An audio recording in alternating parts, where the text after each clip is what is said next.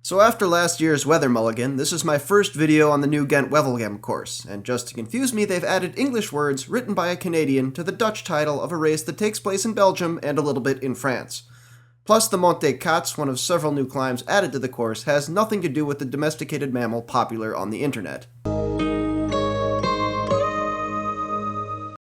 Anyway, race began with a 5-rider break, like literally they left immediately, and were unchallenged, running out their advantage to over 10 minutes at one point.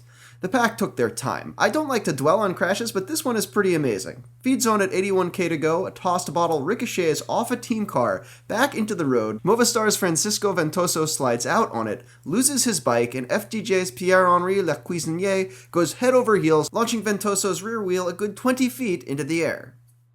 First time over the Kemmelberg at 78k to go, and the cracks are already starting to show in the break. Tinkoff Saxo's Manuele Boaro clearly looking like the engine, Sebastian Lander of BMC becoming an increasingly distant caboose. The bunch would tackle the steep cobbled pitch a few minutes later, but the favorites seemed much more interested in who was behind them than what was ahead.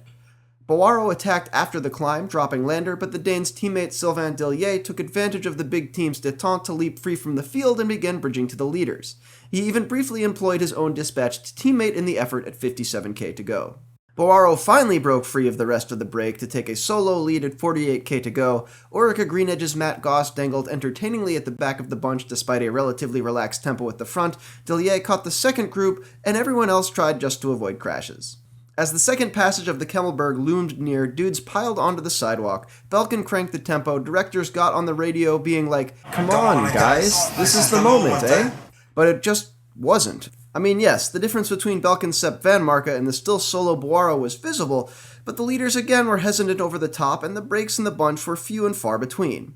Despite a serious pull from Sagan and Cancellara after the hill, the bunch quickly turned to refueling, or at least trying to, and bringing back Boaro, which they finally accomplished over the Monteberg 4k later.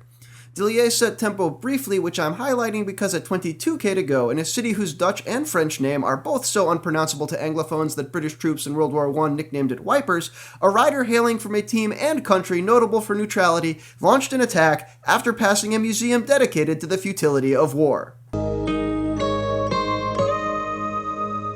Anyway, the BMC rider was joined by Trek's 2-time Tour of Flanders winner Stijn de Volder and Movistar's André Amador.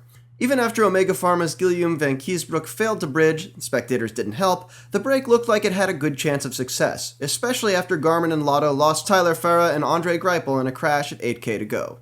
But the bike racing gods are cruel, and also sometimes the TV GPS isn't so accurate. The combined work of OPQS, BMC, Cannondale, and Giant Shimano reeled in the escape just inside the final K, setting the stage for a chaotic sprint. We'll start as Cannondale's Oscar Gatto pulls off. Giant Shimano's Koen de Kort is the next rider in line, but he can't find his sprinter John Degenkolb, and so never really launches. The camera's about to be distracted by a fall. NetApp's Zachary Dempster gets sandwiched, but you should be paying attention to Lampre's attempt at a lead-out.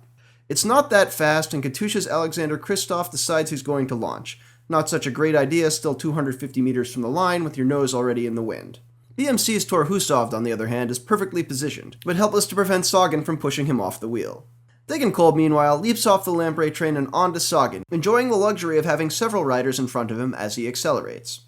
The Cannondale rider sees an opening and accelerates into it, but just can't seem to find the top gear as Degenkolb follows him around Kristoff and then pulls past just inside 100 meters to go.